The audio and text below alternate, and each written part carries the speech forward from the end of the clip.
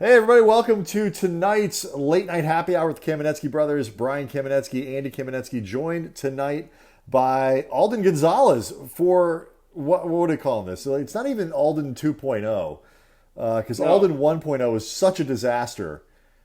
It just didn't. We're just gonna I think as this if would it be never happened.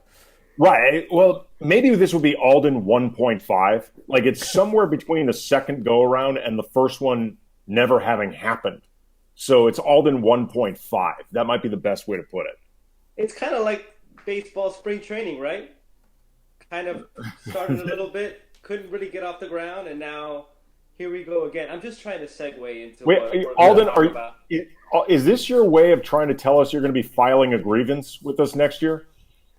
It depends on how this next hour goes.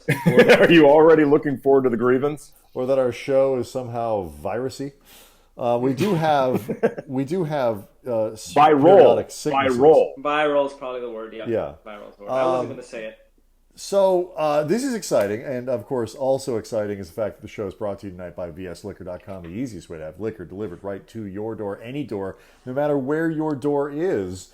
You just tell them which one, and they'll bring you your booze. So I am very, very excited to have Alden on the show for a couple of reasons. First of all, is baseball is like starting. Are you already looking forward to the grievance? Turn your radio down. Alden has it's the baseball Periscope to restart. actually There's go- nothing I can do about it. We've been through this. I can't start it. I cannot start the Periscope and refresh it without the volume being on. It's impossible. Do these technical difficulties only happen when I'm coming on? No, the Periscope thing is a lot of shows. It's an unfortunate, weird part of the Periscope not starting at the exact moment the rest of it starts. Like it doesn't refresh automatically. Of course, and when you refresh turn it, your volume down a little bit, before. I mean, but I'm then just saying you know what will workarounds. happen then? No, but what will happen then, I guarantee, is if I turn down the volume, it'll be the exact moment you say something to me, and I won't hear it. So it'll be as if a glitch happened anyway. So there's the problem. There really is no winning formula. So we could just pretend the thing didn't happen, but instead we draw attention towards it. So Alden, what time do you like? You have baseball to cover tomorrow, like actual baseball. Tell us where you need to be and how the hell this is going to work. I mean, do you have to wear a hazmat suit? How many temperature checks? Like, I'm legitimately fascinated by the procedure because we got Andy. I assume you got it too. Our credential thing for go cover summer training or summer camp or whatever. And summer camp is presented by Camping World, by the way. They already got a sponsor for it and everything. Really? They're leaning in. Yes. That's actually really clever. So what do you have to do tomorrow? Like, what's the deal? So I think, and I don't know if you could tell that I'm struggling still to center myself. That's fine. Don't still worry. Working through that. It's backwards from how I would normally orient myself. So I think my schedule tomorrow is a pretty good encapsulation of just how weird all of this is going to be. So I think summer camp, and I'm going to use that in quotes from now on, summer camp, is open to the media from about 12:30 to, I want to say as late as 6 at Dodger Stadium. I have a hit to do on SportsCenter in the morning, so I got to get there around 9 a.m. And so I got to go there and do my hit. But then what they tell us is that if you're going to come back for the normal summer camp availability, you have to leave the facility. And then you have to come back for 12:30. My wife actually made a great point about that. She was like, wait a minute. So isn't it worse if you're leaving and then coming back to a place as opposed to staying in a facility? And I was like, yeah, you're kind of right. I think a lot of this is they're still figuring it out on the fly. Nobody has any idea how this is all going to work out. I mean, a big reason why baseball is implementing a runner in scoring position, extra innings, and you might laugh at this, but it's because they don't want games going on for a long time because they don't want people together in one place for a long time. They want to try to get people out of there. It's not just for fans or for entertainment. It's because they don't want people in the ballpark for that long. So it's all weird, man. But every time a pitcher gets taken out of a game, he should just get sent home. They should just let him go home. Because I mean, say it's a starter. What difference does it make? Because everything's going to be done by Zoom anyway. So just send the guy home. Let him do his post game interview from home. It's one less person in the park. Well, two things for that. One, one is if you are part of a baseball team but are probably not going to play. Like, for example, if you were the starting pitcher the night before, or you're a guy who's maybe nursing something but it's not going on the injured list, they want you sitting in the stands, not in the dugout. Obviously, there's not going to be anybody in the stands, so you could socially distance there. And if you're an employee, if you fall within, and not to get maybe too granular here, but baseball hasn't worked out. They're dividing everybody into 3 tiers, and everybody in tier 1 and tier 2 are the people who could come in contact with the players and who could be in the clubhouse and things like that. If you are part of tier 1 and tier 2, but you don't have anything to do in the game, they want you to go home. So they don't want people at the ballpark if they don't need to be at the ballpark. This is one of those things, though, that because we'll get if you make a ranking of all the sports that could happen down to the ones that absolutely won't. Right. I feel sort of at least semi-optimistic about the NBA being able to kind of pull it off because smallest rosters seems like a pretty well thought out plan. Like all of that stuff, you put it together, and then you get down to the end, which is college football, which I think has 0% chance of working this year for all kinds of reasons. Baseball is sort of in the middle. But I don't understand, some of the logic doesn't make sense where, they've been together for 3 hours at this point, 3.5 hours, but it's so unsafe that you have to start a guy on second base for the 10th inning. I don't mind it because I am all for remembering my days covering baseball, whatever ends the game faster. But in terms of just the logic of disease there, I don't quite understand it. I don't understand a lot of it. I was reading through that operations manual, and some of the things just made me laugh. And I don't mean to take this lightly because this is a very serious situation, obviously. But no, I'm guessing you're laughing because it feels like they're taking it lightly, not you. Well, yeah, if I had to guess. Sadly, but one of the things that they say is that for players, if there's a dead ball and there's a runner on base, they want the infielder to get as far away from that runner on base as possible. During the national anthem, they want the players to stand 6 feet apart. And actually, an editor brought this up to me that I didn't even think about. If you have these 30-man rosters and these coaching staffs and everybody who's going to be on the field, if everybody is standing 6 feet apart during the national anthem, I feel like that's just going to encompass the entire field, right? Everybody's just going to there are going to be people standing on the warning track. That's something. okay. Right. So I think some of the players have made the point that if we're going through all these temperature checks and we are taking a COVID-19 test every other day and all these precautions are being adhered to, why can't they just do whatever they want once they get into that facility, once they get into the quote-unquote bubble? But I think there's a very easy answer to that, and it's that the typical COVID-19 test that they're going to take every other day, those tests are going to be flown over to Salt Lake City, and then they're going to come back with the results. And they're going to take at least 24 hours for those results to come back. And so you look at how this virus has gone, this spreads still very often among asymptomatic carriers. So there could be players who are going to be negative, but they don't know it yet, and they're in the facility. So I think that's a big reason why even if you've taken all the precautions, you still need to socially distance, and you still need to wear a mask if you're not on the field. And even that, it's not going to be foolproof. I mean, baseball's a sport where you could do social distancing more so than obviously basketball and, of course, football. But, I mean, there's just going to be a bunch of instances when you come in contact and how easy it is for this virus to spread. I just don't know how this is going to work. You know who would have been perfect for this era, Andy? Who? Jeff Kent. Oh, Jeff Kent was born for these rules. Jeff Barry Kent, Bonds, maybe, too. Yeah.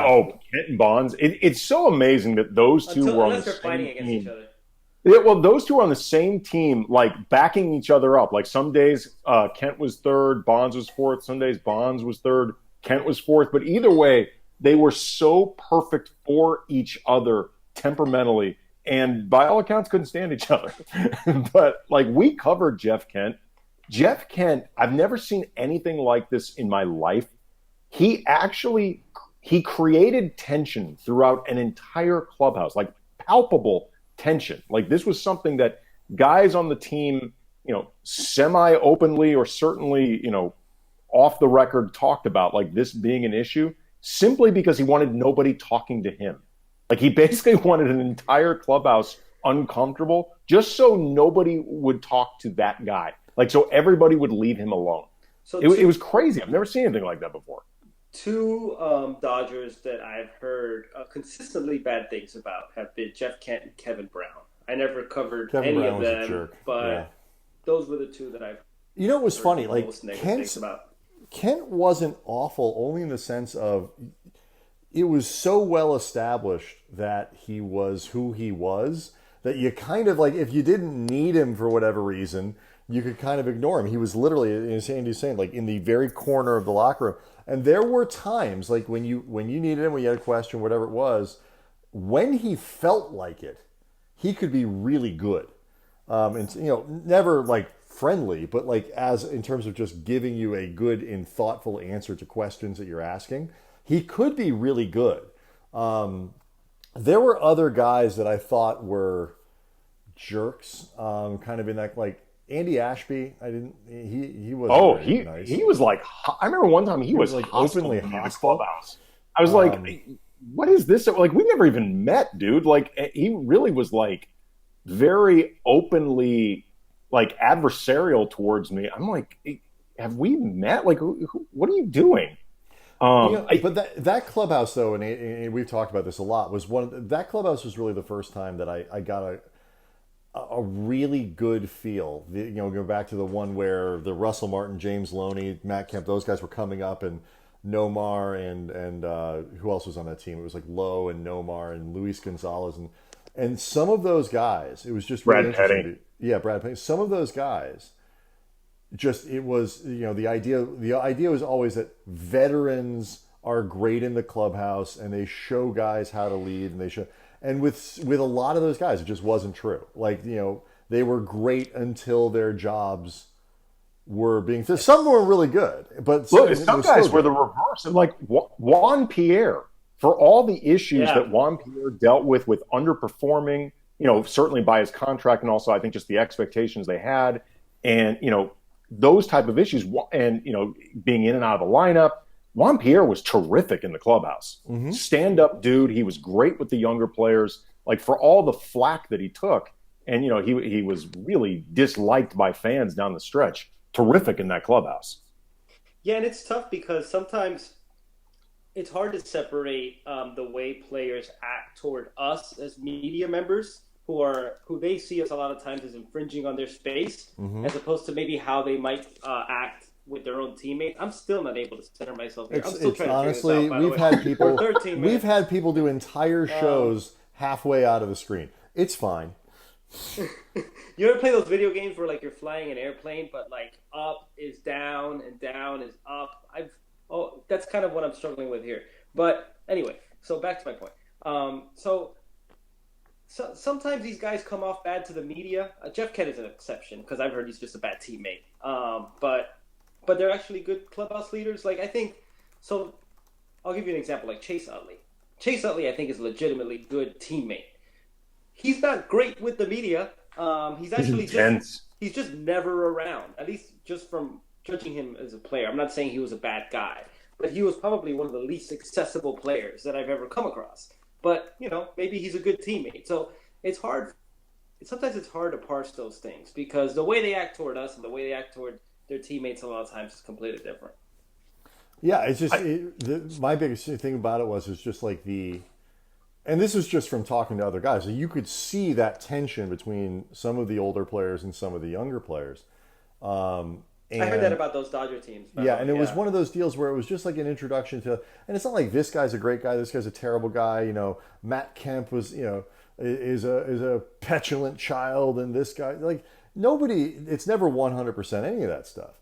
But it was just for me, it was a really good, like some of the cliches and some of the sort of the tent poles and sacred cows, particularly in baseball, because baseball is so full of them. You have to be suspicious of all of them. It was really instructive as a writer and as a reporter to ask sort of the questions of like, really, is that what that is? And So I mean, I learned a lot about that. So like when you get into a Lakers locker room this year, and everybody talks about how great the chemistry is and how great everybody gets along, you have that initial suspicion of like, well, everybody always says that. And then you dig a little bit more and you find out, yeah, no, actually, really, everybody does get along and the chemistry really is great because it just isn't always as it seems. That was sort of my point. Right. Now, actually, Alden, Brian and I haven't been around the Dodgers much in the last few years on an even semi-regular basis. Like, that, by the way, is not going to change this year. I don't picture that changing this year.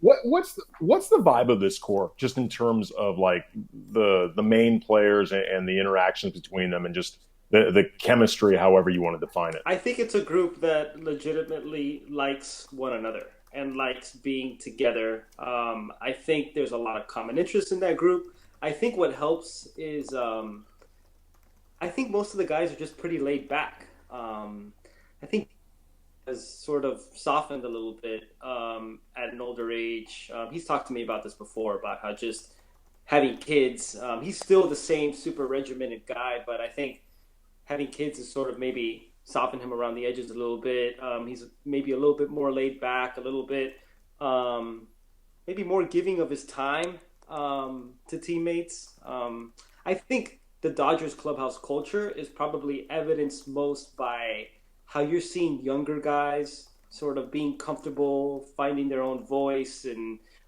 coming into their own as quickly as they have. You look at a guy like Walker Buehler, Cody Bellinger, even like somebody like Will Smith and Gavin Lux and Dustin May last year. They'll talk about that they come in and they just feel comfortable. And I don't think you would expect that from a group that has sort of the decorated stars that the Dodgers have, the experienced players that they have. But like Justin Turner's a good guy. Kenley Jansen is a really good guy. Yeah, he is a good guy. Clayton Kershaw's a good guy too. Yeah. I've had great experiences with Clayton Kershaw. I found he's obviously a very good philanthropic person, but I think he's become a really good teammate who's more willing to put an arm around guys. Rich Hill's not there anymore, but he's also a really good guy. Like, I don't know that there are a lot of sort of bad apples there. I think it's a group that really likes one another. You know, it's interesting when you mention how these younger guys on the team feel comfortable finding their own voice and speaking up, you know, at times when they feel it's necessary.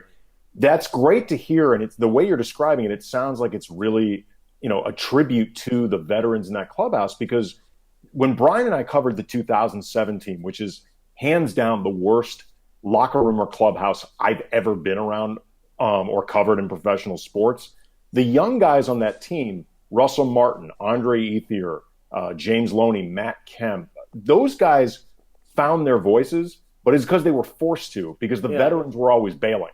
Like every time after a tough loss, those guys were never. Brad Penny, for example, was a ghost. If you know, yes, great, happy to stand out in front of his locker if you know he pitched a good game, but good Lord, if he didn't, he was a ghost. And there were a lot of guys like that in that clubhouse. I heard that about that team. I don't know if it's that year specifically, but that time period, that it was very divided. It was very segregated in terms of the older guys and the guys coming up. I will never forget this because it was you know, really electric and, you know, like a scene like I've never really witnessed before in baseball, but also just because it was so telling and funny. I was there when Manny Ramirez showed up for his first game, and he's in the clubhouse. And, you know, this is his first day. He's probably never met some of these dudes before. And he set up like his speakers at his locker, and he's just blasting salsa music in a clubhouse that has never had music before. Like to that point, I had never heard music in the Dodgers clubhouse before. And he's just holding court and blasting the salsa. Oh, I love that guy. Everybody's excited. And I look over and I see Jeff Kent in his corner, just looking like this look on his face like, yeah, it's over. Like my reign is over. Like the way I want this thing is over. Nice. And beyond it at that point becoming Manny's team, like just in terms of personality and the guy that everyone gravitated towards, it was also going to do something to, I think, kind of unify that schism that you were talking about. Because there still was that division between the older guys and the younger guys. Not quite as pronounced as the year before, but it was still there. And all the young guys, though, loved Manny. Like, they all loved him. And for that team, too, it was a release that they all needed. That's awesome, first of all. It's exactly how I want to picture Manny Ramirez, who I never covered. But it's also just so ballsy to do something like that when you first get there. And, I mean, everybody knows the summer that he had. He just was the best player in baseball. So he right. He well, does that's the and supreme then he's great, confidence. and you can't deny him. Yeah, it's the supreme confidence that you have of being that guy and knowing what you are when you walk into any clubhouse. I mean, it's a shame he had trouble getting pregnant, but but beyond that, it was right on that edge to where I think people started to revolt, not just inside baseball, but like people like us outside of it. Like, wait a minute. Why do we freak out whenever anybody flips their bat a little bit or watches a home run a tiny bit or seems to smile ever playing baseball? Like, why do we look at this like, the playing the right way and all and the backlash against that to where we are now, where I feel like there are more people like, come on, let it go, play more like they do in Korea, do more like they do in Latin America, all that kind of stuff. When Hong Chi-Kuo, there was a year, it was either 2006 or 2007, I think, Hong Chi-Kuo hit a home run and flipped his bat. Like, this was something he did all the time. He was a reliever at this point. He had maybe 7 at-bats the whole year. I don't know how this happened, but I remember he hit this home run and he just both casually but badass tossed this bat like it was his 50th home run that year. And I'm watching this going why aren't the other guys like this? Like, if Kuo can celebrate a home run, why can't the rest of these guys? Because it's Korean baseball. That's what you do. You hit a home run, you flip your bat. I think that repressed culture is thawing a little bit, though, and it's because of what you said. I think young guys are coming into the league feeling a little bit more empowered. I think that has something to do with the fact that major league players are ready quicker than they've ever been. I mean, you're getting guys who are 19, 20, 21 years old who are super polished and ready to be in the big leagues because these guys are playing baseball year round and going through to these advanced pitching and hitting gurus, and these guys are ready, and so they have that confidence because they know that they belong there. I mean, I remember one of the things that I've been the most struck by in covering baseball, and I think this is going away a little bit, but guys get to the clubhouse super early, 7:00 game, they're there noon or 1. And what happens is veteran players get there early because that's what the veteran guys did when they first got into the league. And so they do it, and then the young guys feel like they need to do it too. So if ex-veteran players here at noon and I get here at 4:00, that's going to be a bad look, and I'm going to be looked down upon in the clubhouse, even though I have nothing to do. These guys show up there, and they're just, looking at their iPad. They're not doing anything. They don't have any treatment to get. They're not getting any early hitting done, nothing. They're just doing it so that they don't look bad in front of the veteran guys. Baseball has been so consumed by eyewash and fake hustle for so long. It's just part. But I think that's kind of going away a little bit. I think part of this, the pandemic and all the realities of social distancing, will allow people to work smarter. I think that's going to apply to industries all across America. And I would think that it filters down to baseball as well. Well, there's no industry, by the way, that works more smartly and efficiently than the alcohol industry, especially no fake hustle and eyewash from vsliquor.com. Absolutely not. No, wow. They are always authentic. They keep it 100. They're a real one. You talk about the real ones, vsliquor.com. They're a real one. Anything you want, all right there, one click on its way. And right now, Alden, first order, type in sports with your checkout. You get 15% off.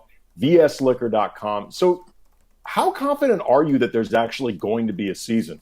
Because Rob Manfred's already having to, walk back a little bit of comments that, express some skepticism or, just the idea that they'd be lucky to finish all 60 games that they have planned for this year.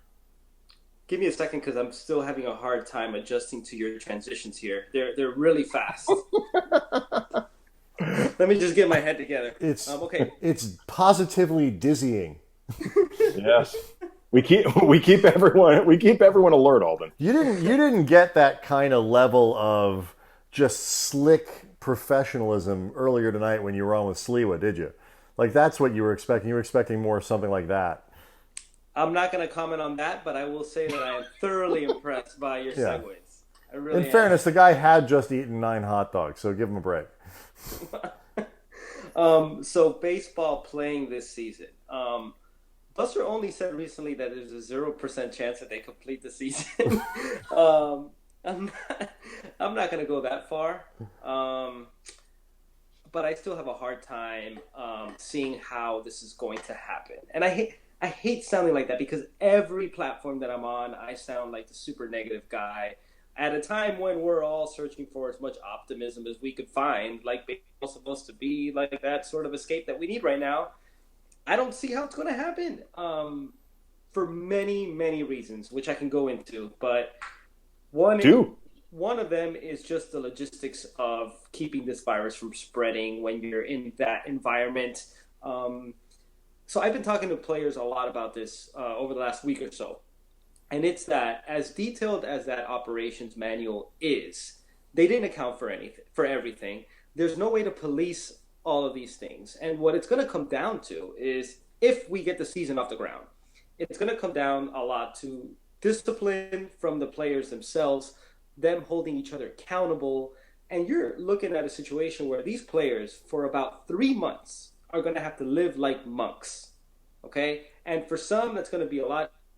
And you got to consider the fact, too, that baseball is in many ways an encapsulation of America. And you look across this country, there are some people who take coronavirus very seriously. There are some people who don't. There are some people who are all about wearing their masks. There are some people who are not. There are some people who believe that they can get coronavirus, they're going to be fine, and they're just going to go on and live their lives. That takes place in baseball clubhouses, too. And so you need to get that buy-in from players who are inevitably not going to be taking it this seriously. And to be frank, the only way that this season can work is if players take this so seriously that it embodies their focus every second of every day for a period of at least 3 months. And everybody has to buy into it. Can it happen? Sure. Are there going to be positive tests even regardless of that? Yes. We're going to see a bunch of them tomorrow. Tomorrow, Major League Baseball is going to announce not who tested positive, but how many people tested positive during the intake screening. We're going to get a lot of them.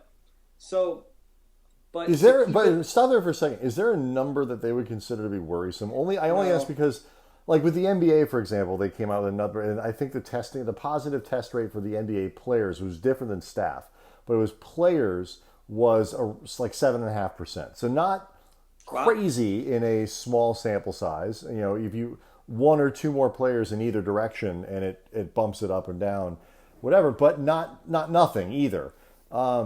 So if it's, let's say it's 8 or 9%, 10%, whatever it is in baseball, how much concern do they have for what happens before everybody starts going in? But baseball's not bubbling in the way that basketball is. So, you know, like positive tests in basketball don't necessarily mean much. How much do they mean in baseball? It's tough to say, and that's another thing, that they're not bubbling. So they're going to be traveling, and they're going to be getting on airplanes, and they're going to be riding on buses, and they're going to be staying in hotels, and that creates more dangers with this. But I don't know that there's a number. They haven't said a number. I don't even know what that number would look like. I think it just depends on who is infected, right? Like, I hate to say it, but if Mike Trout tests positive for the coronavirus and can't play for a few weeks, if it happens to Ronald Acuna Jr., if it happens to Aaron Judge, I mean, if stars keep going down left and right, I think that's when maybe Rob Manfred might consider. Give me a list of players where it's cool if they get coronavirus, where everybody's on board. It's like, That is a slippery slope that I do not want to go down. Yeah, if you're a pro, I did not expect you to answer that question. But I think another thing that is going to derail this is if you have city and county ordinances that don't allow for the gatherings that would allow baseball to take place. I think we saw some of that with whatever county it is that the Pittsburgh Pirates play, where they announced today, I think, that media is now not allowed at PNC Park to cover that summer camp portion, and that they might have to reconfigure their schedule. This is going to keep happening, and as is my plight with trying to get centered on this camera. And so it might have like Texas cases are surging in Texas, cases are surging in California where there are 5 Major League Baseball teams, in Florida where there are 2, Texas there's 2, Arizona it's getting bad there, and that was seen as a hub city at one point. I don't know what it looks like, but I think somebody else said this, and I forgot who it was, but I think we'll know it when we see it. What happens if there is like what's the protocol if 2 players inside a clubhouse test positive during the season? Like what happens? This is the other part I can't figure out. So they have to test negative on 2 tests taken at least 24 hours apart. They have to be afebrile for a 72-hour period without using fever suppressants. And there's a couple of other things that they have to do. The thing is, you don't know how long that takes. Like, even if a lot of the people who test positive for coronavirus, I'm sure, are going to be asymptomatic. But even if you're asymptomatic, I don't know how long it takes for you to test negative. Mm-hmm. So that's the part of it that is hard to figure out. You're going to have a bunch of positive tests. Guys are going to be swimming upstream from the beginning because of all the positive tests at the onset of summer camp. How long is it going to take before they test negative on 2 tests? 2 is there's a contact tracing investigation that goes on with this. So anybody who tested positive, they got to identify anybody that they were in close contact with during that time. And then those players need to either isolate or they need to take a diagnostic test where results are back quicker. But those are players who also are going to be affected by this. And that's where you really run into the problem of a potential outbreak. But they have a game that night. We already know who they've been in contact with. They've been in contact with all those guys over there. So are they going to be allowed to go play? Right. It's like we know who they've been. Like those people. So can they all go out and play? I don't know what happens. So they have to cancel the game that night? So the operations manual says it's close contact. I don't know what that means, and obviously, like, you could interpret that however you want. But think about it, that happens on the road, right? So teams are traveling with their active rosters, which is going to start at 30, then 28, then 26, plus a 3-man taxi squad. Nobody else. So if the day of the game, a bunch of people test positive, and they have to do the contact tracing thing too, like you might have 10 players who are not available that game. Like, it's just, I hesitate to say it this way because it might sound a little too bleak or maybe insensitive, but I've had this conversation with other players that this season, if this season is played, it's going to be basically a war of attrition where whatever team avoids positive tests the most might win the World Series. I had somebody tell me that the other day. Well, I don't think that's insensitive. I think that's in a lot of ways just being pragmatic about this. I mean, it's not the only right. It's not the only thing that's going to end up ultimately affecting who wins the whole thing, but it is going to be a factor. I mean, the Dodgers, for example, enter the season, at least in the way we see everyone right now, as one of the favorites to, at minimum, win the National League. Right. I don't care, and it's in part because they're one of the most stacked teams in baseball. I don't care how stacked you are. If you deal with a few semi-outbreaks of COVID this season, the Dodgers are not going to end up winning the World Series. They're not going to make the playoffs because they're going to end up with too many guys missing. Yeah, exactly. Which is why there's no way of predicting this season. Like, 60 games is already, like, you're shrinking baseball sample size down by almost a third. But then you throw in the reality of a pandemic, and it's just there's no telling how. Let's talk about that though for a second, with the assumption that they actually play games, because I think we even touched on this a couple Saturdays ago when you were on with us on the Saturday morning happy hour. A lot of happy hours for you guys, and also a liquor sponsor. It's our brand. Starting to catch on here. Yeah, it's a different deal when we bring in the know thy demo, know thyself. I dig it, man. I dig it. I'm all for it. If there's a dispensary, by the way, I can't say what the station will do. I'll just say we're not above it. Like, just so if anyone's listening, there are a lot. I have nobody's really asked before. Not a lot of people have asked before, but. You always talk about, like, what would you endorse, what wouldn't you? There's certain guys who will read anything for money. And I would not read anything for money, but, like, they call those people Ireland, as exactly, in John Ireland. But like the one thing that I would never do are remember how like a few years ago all those like gold commercials, like you do the read for the gold guy or the guy who the investment dude or whatever it is. That's the one thing I would never ever take the endorsement of whatever, because I don't want the guilt of telling somebody else to do like what to do with their money. I won't do that one, and I'm not going to do the lawyer who's always just basically giving you advice on how to get out of your drunk driving convictions. Yeah, that's a little. I don't like that one. Basically, where the drunk driver becomes the victim. Like somebody needs to stand up for this habitually drunk driver, and damn it, I'm that guy. Like I don't want to be a part of that. Like that feels pretty skeevy. Like it's one thing. Everybody deserves a lawyer, and if you get arrested for drunk driving, you deserve a lawyer. That's the way things work. However, campaigning this, like having your whole ad campaign as if the rights of drunk drivers are being violated on a daily basis, and somebody needs I'm not to comfortable stand with up that. for it. No, but let's pretend here for a minute that the season's going to be played.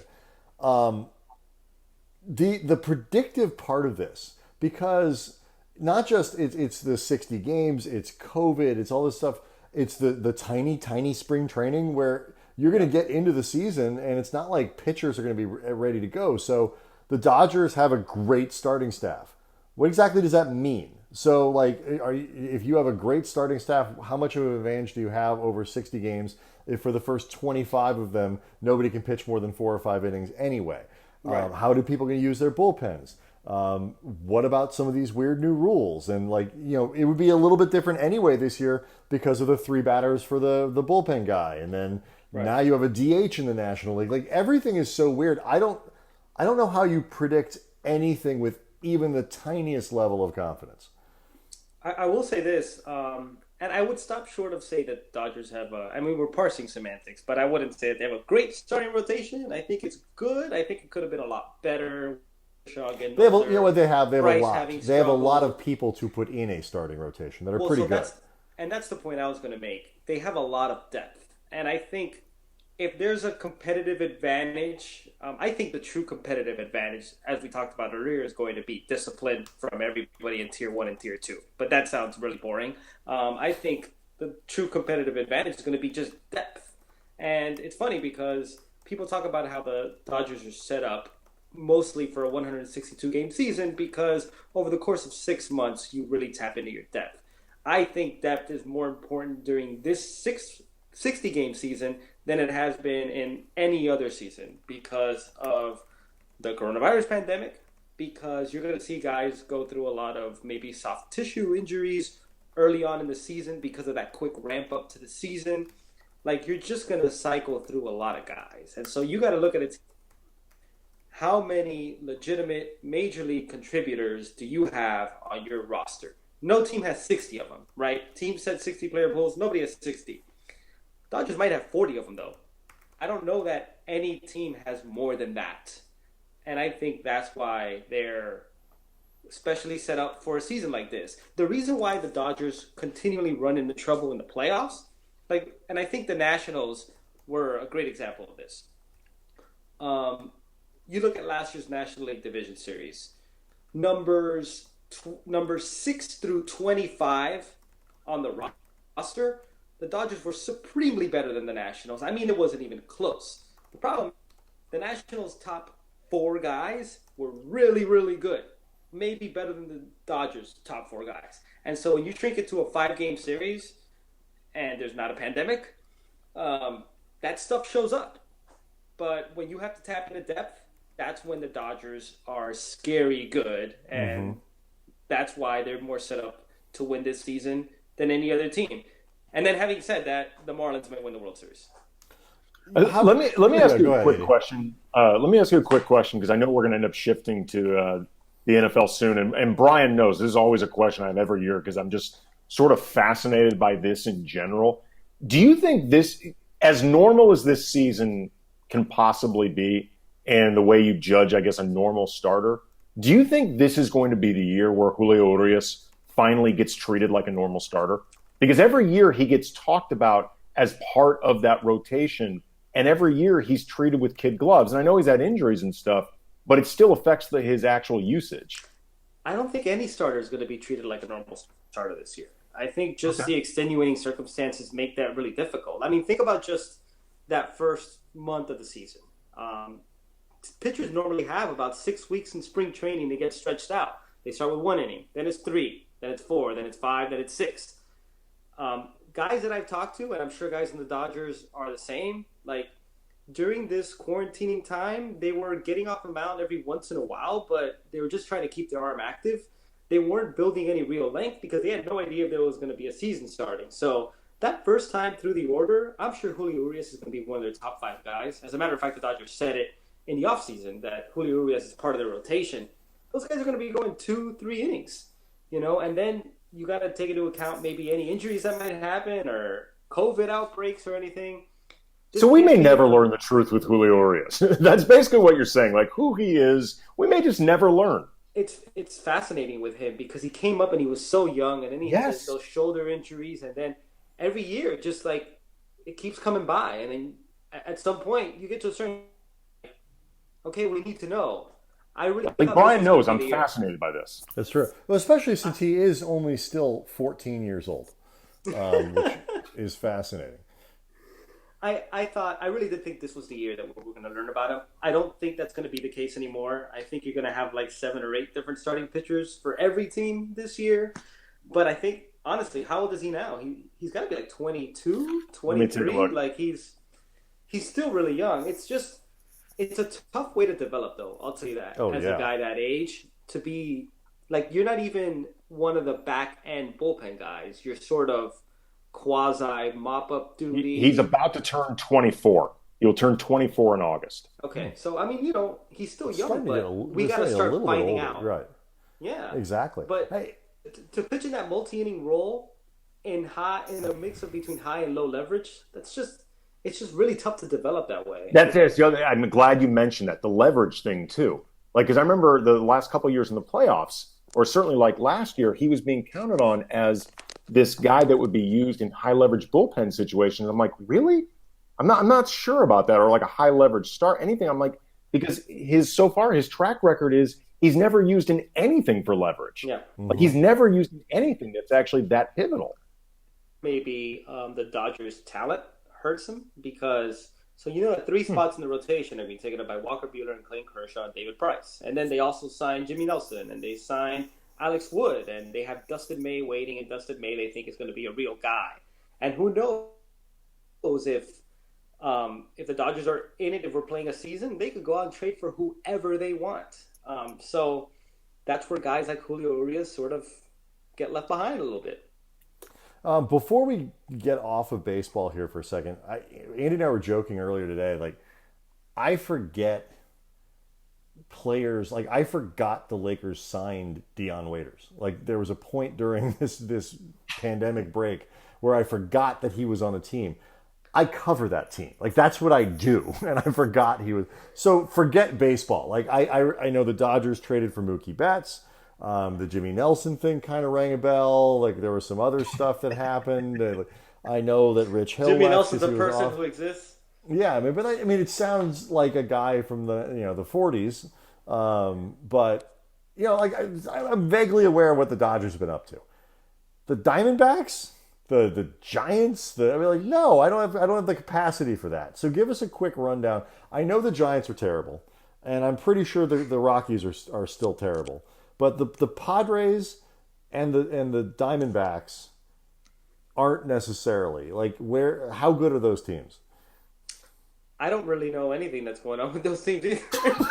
No, oh my God, that's a relief. That makes me feel so much better. No, I vaguely know what's going on. I in all seriousness, the Diamondbacks were going to be pretty good. Like, I think they were a pretty well-rounded team. They signed the guy named Madison Bumgarner. That I knew. Okay, you know him.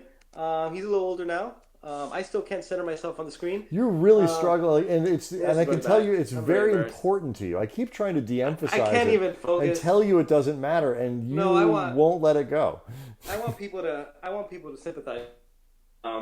Okay, here we go. I'm sure they're taking pity by now. Well, let me just make it easier for you. There we go. Oh wow, that's. Can we leave it like that? We can. Yes. I mean, we're only 45 minutes into this, but thanks. Um, but so the Diamondbacks are kind of a well-rounded team. I'm fascinated by the Padres. I really am because they have like really good young starting pitching, and it's young starting pitching that probably wasn't going to contribute all that much in a 6-month season. A lot of them were going to come on late. They were going to be on innings limits. You look at a veteran guy like a Garrett Richards who was coming off Tommy John surgery, who has like explosive stuff. Garrett Richards, I don't know if you remember him from the Angels, but he has really good stuff. Like those young guys, and a guy like Garrett Richards, and a guy like Chris Paddock, who showed you last year that he could be good. Like they could no less than any other team with its starting pitchers in a 60-game season. So they're going to be a lot of fun. But look, the Giants are going to be terrible, but they might win the division. Like any crazy thing can happen this year.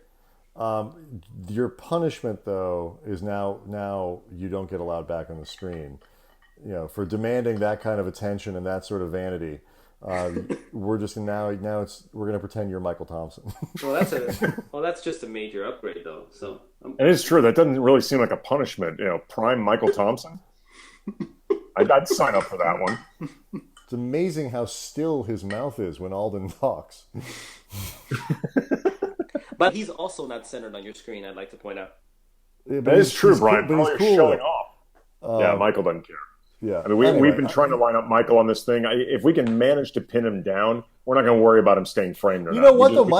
Part of the reason Michael didn't want to come on before is because, you know, the basketball rules are they're really cracking down on guys talking about players when things aren't.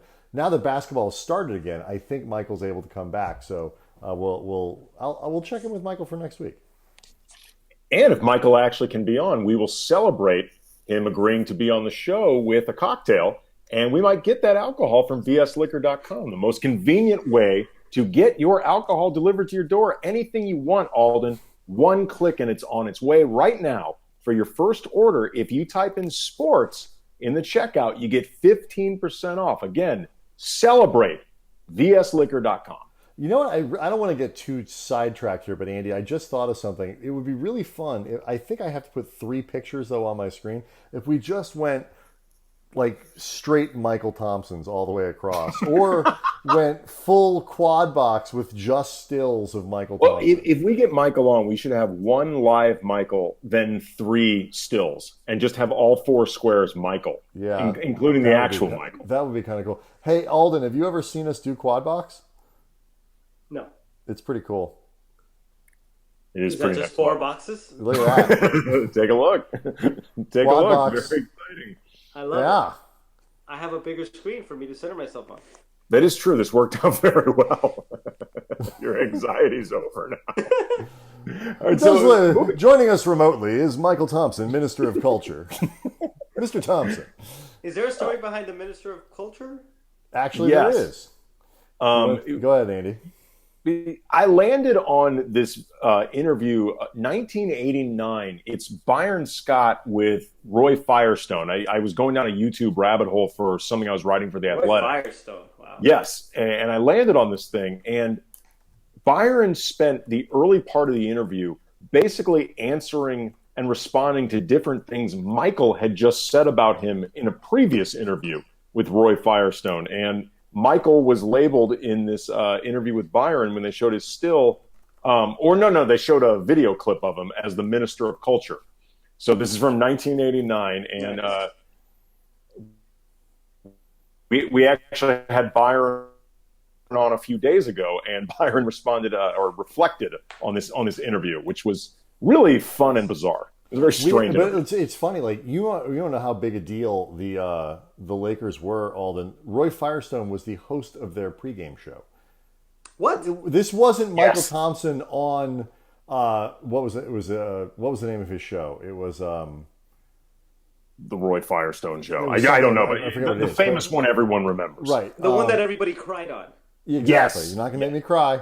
But like, is that a Jerry Maguire line? Yeah, exactly. Yes.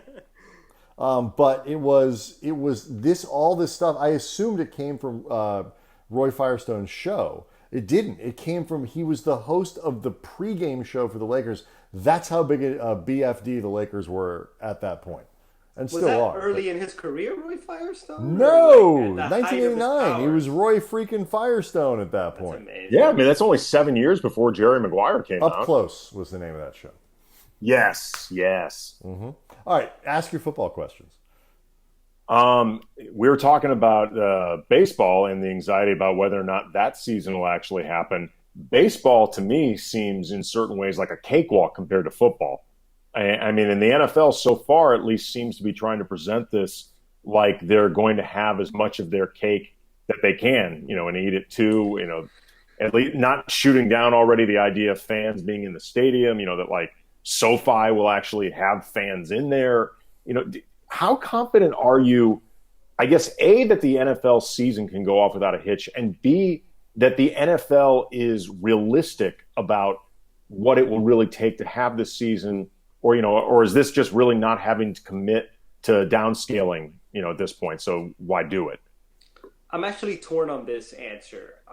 So on one side, I think there's no chance that the NFL can play the season because of what you mentioned, that sport, you cannot be socially distanced in it. And because I think back to baseball, and the premise of every negotiation from Major League Baseball's owners was that they needed to, the regular season ended before October, and the reason for that was they needed to get their postseason in October before that perceived second outbreak of the coronavirus, so that they could get their postseason TV money, which is invaluable in a time like this when every team is struggling financially. So football is going to be playing through that backdrop in the fall, in the winter, when they thought the outbreak was going to get even worse. But on the other side of that, I think that it will happen because of just how huge an industry the NFL is and how important it is for America and so many companies and so many employees and the betting industry and the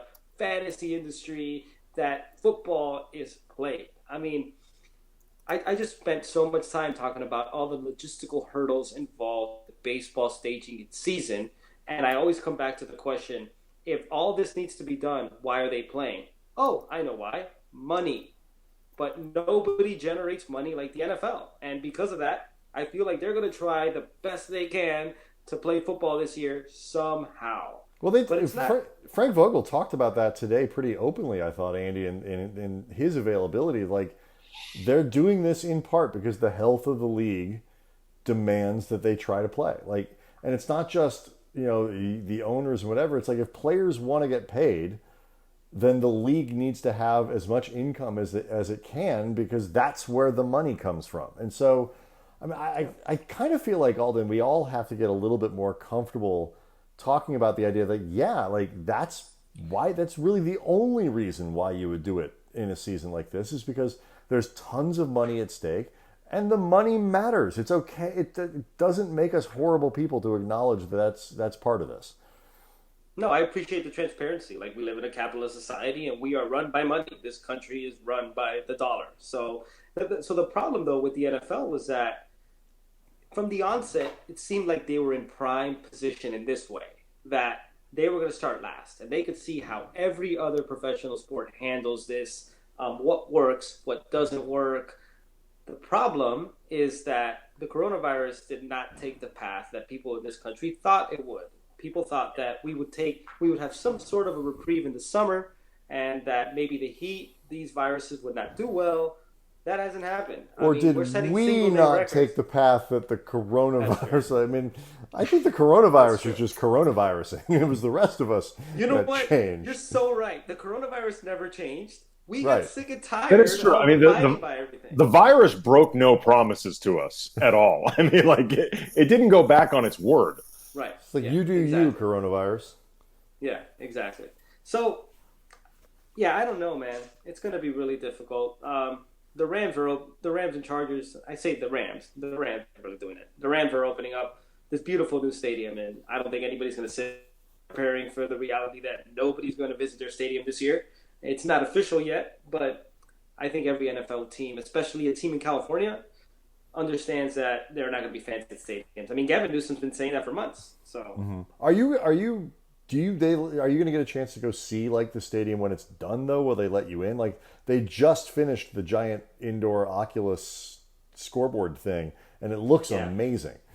I've actually been reporting out a story on the Oculus for a few weeks now, actually months at this point.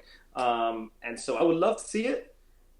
It's amazing, by the way. Like I could bore you with all the details about just like how technologically advanced that scoreboard is, but it's Give us a few of the least boring. well, so no scoreboard, like and think even like the advanced ones, like at the Cowboys Stadium. So your view in those video boards are a lot better if you're sitting in the middle section of the stadium or in the upper section of the stadium. But like the way that this one is designed, like it has two different screens because you got the outer rim and you got the inner rim, and so like the people who are in the lower bowl have an amazing view of the game, and the people in the middle and the higher sections have an amazing view of the game, and I don't think that's ever been duplicated before. I think one of the things that the Rams might try out, and I don't know that they finalized this yet, but like you could access the Oculus on your smartphone, and maybe you could get. Maybe I'm going to get in trouble by revealing this stuff. Maybe they don't want this out there, but whatever. I don't care. You could get. That's the spirit. That's what we like. It's late, right? So you can say whatever you want. And when you find that you violated off the record things, vsliquor.com is the best way to make yourself feel better. So they're going to have that stadium is going to have a ton of different cameras. It was late. I thought it was okay. It was late and I was drunk. So that stadium is going to have a ton of different camera angles, obviously, that no stadium really has. So think like all the cameras that are brought in for a traditional Monday night, Sunday night, Thursday night football game, they're going to have it in the stadium. And so like fans at that stadium are going to get views that you can't get at home on the broadcast, because if CBS has the game, they don't have access to those. So they're going to set up an app on your phone where like you could watch the game through the different camera angles that are also available on the Oculus. So like if you want like a Sean, pretty cool actually. So if you want like a Sean McVay camera, right? Like that's just an example. You could just look at Sean McVay. There's gonna be some security like layers to this, because you can't just stream whatever you're watching on your phone onto the Oculus. Because you can see how that could go wrong, right? Sure. Yeah, I don't know how that's gonna work, but I do know that like people are gonna have like pretty unique camera angles on that, and like just so that the entire stadium, and I feel like a pitchman for the stadium, which makes me feel a little gross, but like it's all digital, so like the entire stadium is gonna be like synchronized together, and it's all gonna be like, and the Oculus is gonna be like the hub for it. Like, right, it's pretty cool. Have either of you ever been in that situation where like you're just like out at like the coffee shop, or you're just waiting for a bus, whatever it might be, and the person next to you is on their tablet or their smartphone watching pornography? Just like totally open and out in public, just that's what they're watching.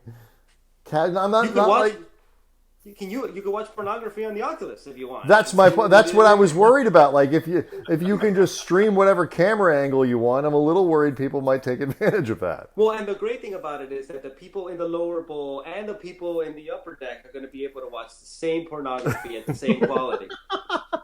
I mean, look, these tickets are expensive even when you're in the upper, so you might as well get the exact same pornography angle. How? Go ahead. Well, people just teams talk about all the time how you got to like monetize the in-game experience so that people don't leave their house. I mean, maybe pornography is the answer to that. It's about time we stop shaming everyone.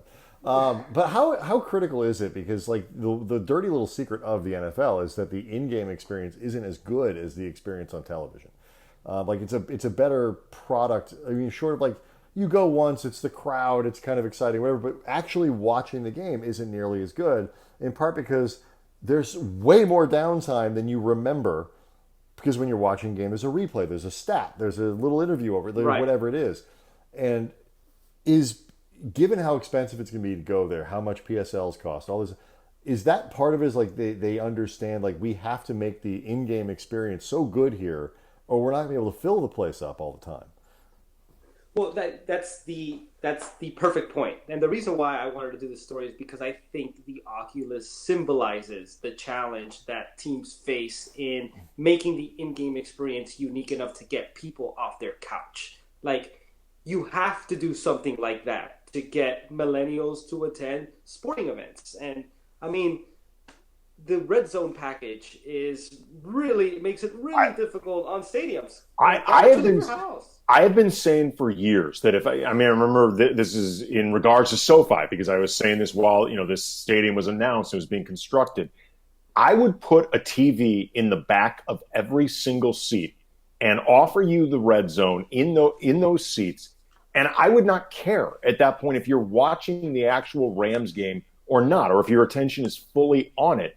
That is something that might actually get people into the game. Like, if you're competing with the ability to watch everything at home and the red zone package that you paid for, you don't want to make people lose that. Speaking of red zone, quad box. Yeah, you don't want to make people feel like they're losing out. And, between the gambling implications, the fantasy implications, the different angles and stuff like that you get from the television experience, I feel like if you're not providing alternate TV options for fans at the game, I feel like you're actually making a mistake. Yeah, and so the Rams want to do it so that people are showing up to like a 1:00 game, and this will obviously be next year, I think, not this year, but they're showing up to a 1:00 game like at 10, 11 a.m., and so they're watching the East Coast games. And so what they're going to set up on that Oculus is it's going to be like the red zone package, where they're going to have basically every game, right? And people could just watch and keep up with their fantasy teams. And then they're going to put 5G in the stadium so that people can, how hard is it to get a Wi-Fi signal, right? When you have tens of thousands of people in one place, so that you could, your fantasy scores or whatever, check up on other teams while you're watching the game. And they have to adapt to that because they're playing professional football in a city that went without football for 20 years. Yeah. And a lot of people got interested in other teams in other places, and people they're realistic with the fact that people are going to go to Rams and Chargers games not because they're diehard Rams or Chargers games, but because they want to have a good experience. Particularly Chargers. Exactly. Yes, absolutely. Being really blunt about this, the majority of the people in that stadium, or even close to a majority, are not going to be diehard Chargers fans. They're going to be people there, because they got tickets from friends or, corporate suites, whatever. But you have to make it so people want to come back, even if they are not major Charger fans. And think about how difficult that challenge is to appeal to a fan base that is generally apathetic about your product.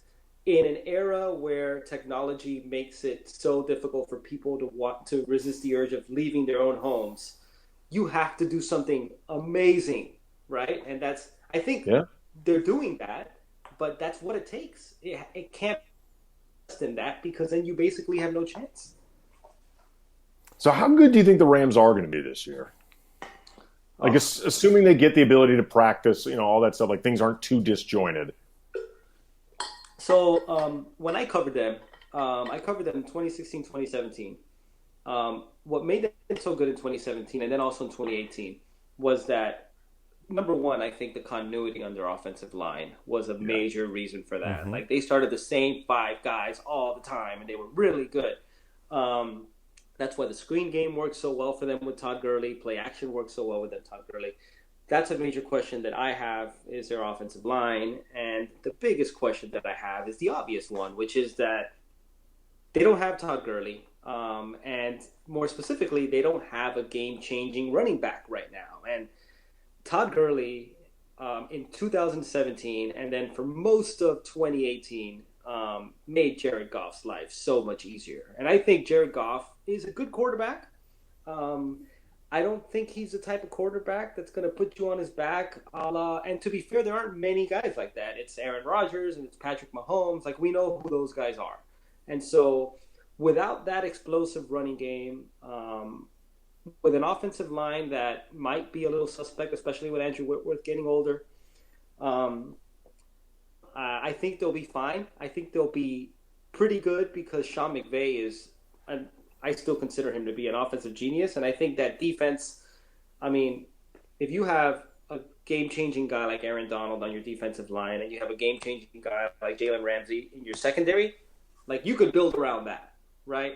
But at the end of the day, if you're going to be one of those elite teams, which I know they're trying to be, you need an elite quarterback if you don't have the elite running back, and I don't know if they have that. I feel like this is it feels like a transition year. Hopefully they don't drop off too much, but the idea that they're going to be really good. Of course, on the other hand, like if you have to have a year to be a transition year, this is a good one. Like it's going to be a weird year where you can blame stuff on any number of things, get your roster back in order, your salary cap back in order for next year. But so 2017 and 2018, that was the Rams year. And NFL teams talk about all the time, capitalizing on the window when your quarterback is not making a ridiculous amount of money and I agree. Your salary cap space. And look, they tried, man. Rams fans can't fault them for not trying. What I still scratch my head about, though, is the extensions. Right, they tried a little too hard. Maybe it's just because I don't know the cap that well, although I tried studying it for a couple of years. Too hard.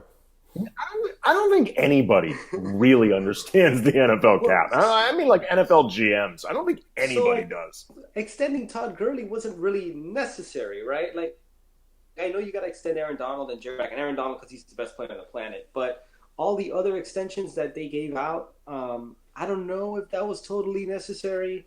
And again, like they lost a lot of early round draft picks, and that puts a lot of pressure on your drafting because you got to hit basically on a lot of third and fourth round picks.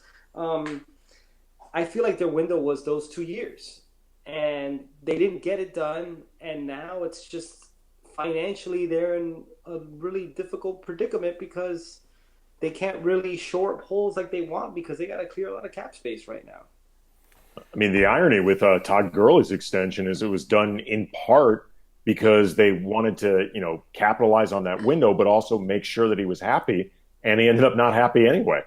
And it's very clear that, and I'm glad you brought that up, it's very clear that they wanted to establish a culture where, like, guys were happy here, and they were, and, like, come play with, like, it helped them get free agent guys. But NFL teams don't win through free agency. They win by drafting really well. And to draft really well, you need first and second round picks, and the Rams which they don't have. It's gonna go down kind of as a disappointment if like that Super Bowl that they get to is the one that they get to, and that's basically it for that window. I mean it shouldn't have been that short. Now they have a chance to rebuild it with something else and go do it again, but the window of that team, they really shortened it themselves with some questionable moves, and it's a shame. You respect that they went for it, but football is not a sport where you do it that way, and it hurt them. Alden, we did it. I'm still not centered. That's fine. There are people on the chat who are legitimately think you're OCD at this point. That you're fidgeting so much with it that you literally cannot stop. I don't really fidget. I'm just it's just not right. It's just this. not. Yeah. Didn't get a chance. Unsolvable riddle. Next didn't time, get a bigger chance frame to. Bigger frame. All right, fine. We'll put you in the thing. God, you're so vain. Here you go. Here you go, superstar. There's Alden. Everybody look at Alden. There he is. That's how it should be. All right. Okay. Perfect. Yeah, there we go. There's Byron, Alden, Byron. He's in so much better shape than me. Oh, God. He's still in great shape. Byron still is a rock. The guy's almost 60. And, like, if you're ever in studio with him, it's like, oh, my Lord. Like, I'm pathetic. Here's Byron. Oh, other way around. Sorry. Byron looking at Andy. With disdain, and I don't blame him. Doesn't like him. All right, Alden, we made it. We made it through the hour. It was a much better performance technologically than last time. Thank you so much for joining us. We know you got to be at Dodger Stadium early tomorrow. Start looking for Alden's coverage from the Ravine. No Baseball is starting, at least for now. Alden Gonzalez, we're taking the show off tomorrow. It's a company holiday. We'll be back on Monday with someone. See everybody. Figuring it out. Have a great holiday. Remember to listen to Saturday Morning Happy Hour. Though, yes, we are doing that. On 4th of July. 710 ESPN, yes. Go America. All right, see everybody on Saturday. Thanks.